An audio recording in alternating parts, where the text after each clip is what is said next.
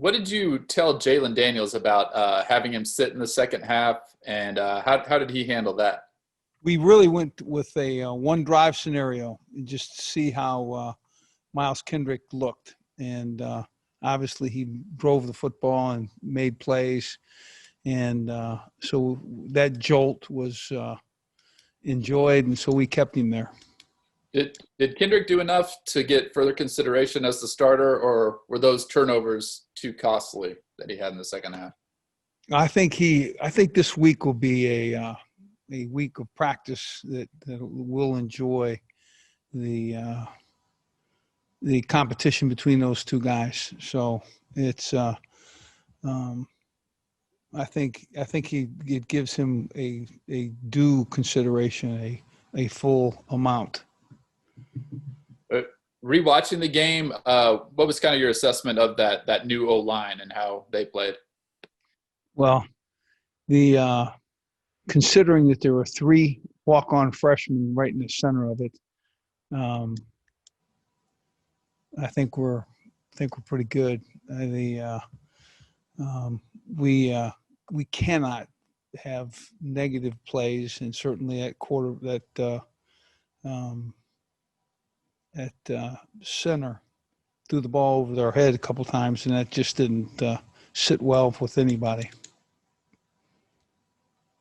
Hey, Les, wanted to ask you about Thomas. It was kind of the first time we had seen him in a while.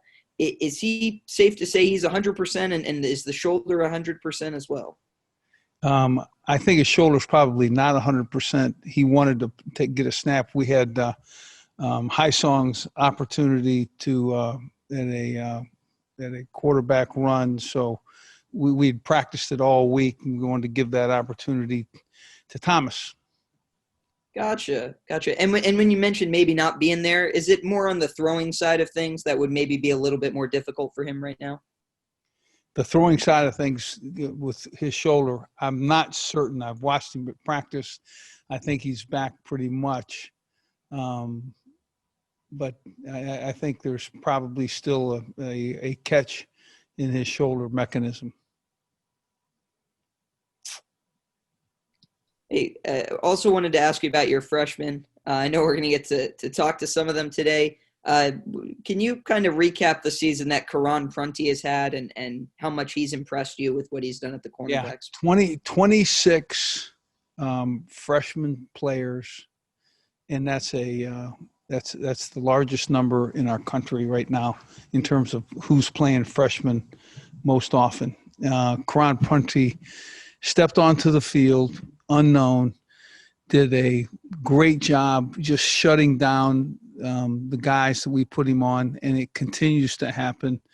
I watched a specific cut of Karan, and he just is very talented. They're not throwing the ball to him, and I think he's going to be a great one, and I think he realizes that he has ability, and he's going to use that ability as best he can. What made him ready to go from the opener? Because obviously he's been starting the whole season, which is a little different from the other freshmen. Well, I think we lost some corners, and so there became an opportunity for him to play. And I think he just stepped up and competed and made plays. And I think he's the starter that he is today because of that. Hey, Coach, I wanted to ask about Luke Rim. What have you seen out of his development this season? And then where do you feel like he, I guess, projects in the future? Yeah, I don't think there's much that he can't do. He's a very fast, comfortable, has balance and the ability to catch balls and snatch balls that are very difficult. I mean, that catch that he had in our stadium last Saturday was just a spectacular play for a touchdown. And to have him, he came in and was in our camp. We saw him, liked him, and we knew that it was just a matter of time. Then when you lose Stephon Robinson and Lawrence Arnold, and you lose a couple of guys like that in a secondary. It makes it very difficult for you to move ahead. And you've actually had some talented receivers that you've coached. I mean, a lot of guys in the league. Where does, I guess, Luke Grimm stack up with some of the guys that you've coached? Well, I think Luke is.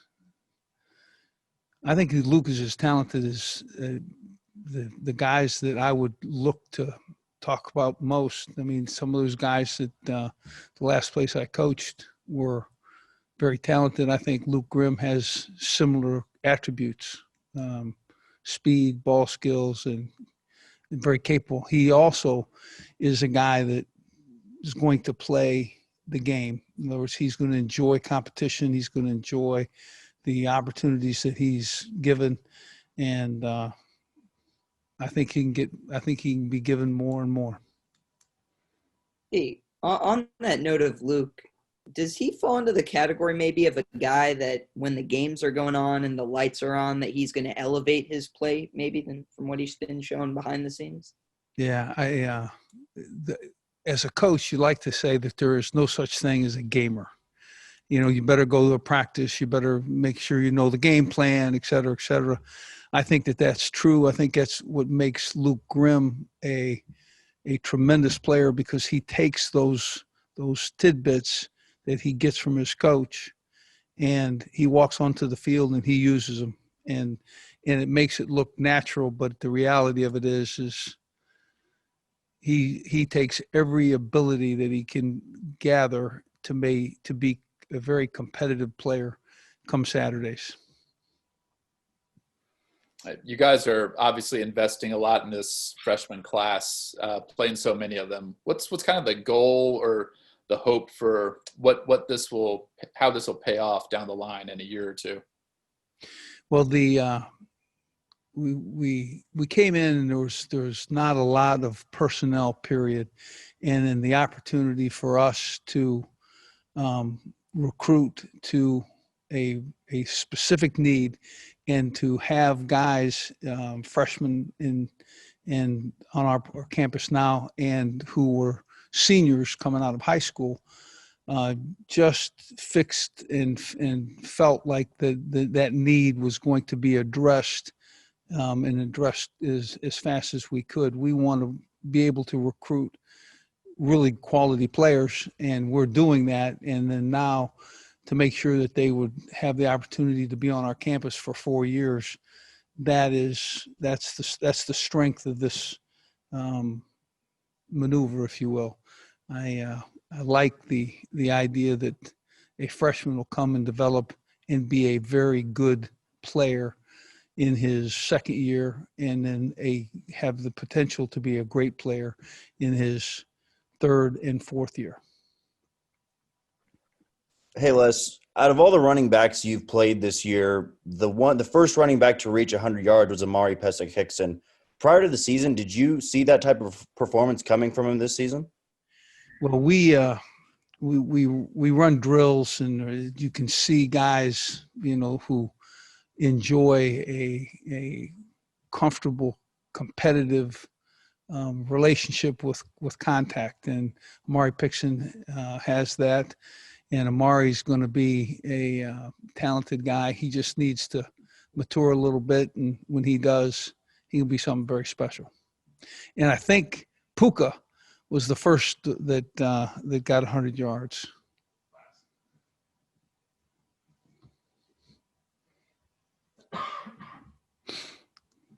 Hey, Coach, I wanted to, I guess, stick with the freshmen. We're going to have some time to talk to some of them. With the unprecedented nature of COVID, up until this point of the season, how do you feel like mentally they've handled, kind of the chaotic nature of this pandemic? I think that our team is resilient, and I think there's a disappointment that we put behind us in a fast, hard way. And I think there's a lag, if you will, because of COVID-19. I think it's unlike anything that I've ever been through, both as an assistant coach and as a head coach. And I think there's I think it's the loss of games, the inability to count on a schedule that you really kind of invest in for all of the coaches that are lifetime guys. They are counting on that schedule to be there, and it's not for a lot of us. And so, yeah, I think it's the most unusual time. My first year with LSU, Katrina hit, and Katrina was a massive storm that really, flooded all of New Orleans. I can tell you that this pandemic is because you cannot share food, love, hug, care for you. You can't, because there's social distancing and 6 feet, and make sure you got your mask on. And I have a mask, I just want you to know, because there's nobody around me. And when people get around me, I put that mask right on. So it's a real different time. And I can tell you this, that if you learn to master crisis, if you can handle the difficult times in a lifetime, boy, you're really putting yourself ahead, because this is one that we're all experiencing. Les, you talked about recruiting high school kids and sticking with that plan, but with the transfer thing going on and the NCAA rules, will you guys also look at the portal this year? You know what? I'm concerned about the portal. I want, if I can find a guy that steps into a playing role, that would be something that I would entertain in a office on this campus, but not necessarily. I'm gonna have to look at it and see who we're getting comparatively to that high school guy, maybe from Kansas City, maybe in the adjoining areas. But I want to make sure that we're getting guys that can invest in this program over the long haul. Hey, I wanted to ask you about Velton Gardner. Is he going to be able to play again this year? I do not know. I know this, that he's not. We gave him an opportunity at practice the back end of this last week, and he didn't look healthy. But another week may make you look like $1 million. So we'll hope that he takes the field. And then are you going to be able to get Highshaw back, or is this just going to be Amari all the time for the next couple of weeks? Well, it'll be Highshaw. Certainly we'd love to have back. I think we get him back, I think, after this coming Saturday. So, I think you'll see some Amari. I think you'll see TK, Taku Williams, and but that would be the last three tailbacks that we had. Flomo.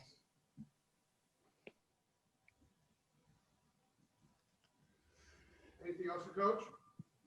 Hey, could you just give us kind of an assessment of Texas Tech and what you're expecting this week for this last road game? Well, I think Matt Wells is a very, very capable coach, and I think our team continues to get better. I think Alan Bowman, the quarterback, is a guy that can not be a runner necessarily, but a guy that can throw the football and keep your team on the field defending them, because he can throw it. And the other quarterback is a runner as well as a passer, Henry Columbi, excuse me, and pronounce that properly, but my pronunciation of some names are very difficult. So But again, he's those two quarterbacks. They not certain if number 3 is going to play, but if he does, he's talented and capable. He's got a groin injury, I'm told. So Rico Jeffries and their maybe their best defensive back, number 8, Zeke McPherson, a talented cornerback and a very capable guy. Really, this Rico Jeffries is 6'2", 235-pound linebacker, also career tackles for tackle for loss, and this year he leads the team in tackles for loss. So very talented team and plays hard and be a great challenge to us. Hey, Les, you've been a part of some pretty crazy games in your career. I'm sure the Texas Tech game counts as one of those wild finishes you've been a part of. Why do you think those kinds of games have followed you so much in your career? Those fun ones. Well, I don't know. I can tell you that any time that you finish with a victory as opposed to a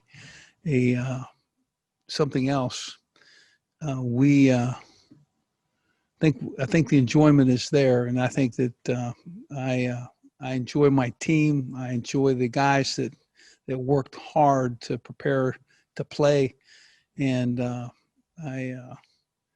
so if we finish on the positive side, I think those are the fun ones. Period, and that's something that we'll try to get accomplished 2 more times here in the back end of this season.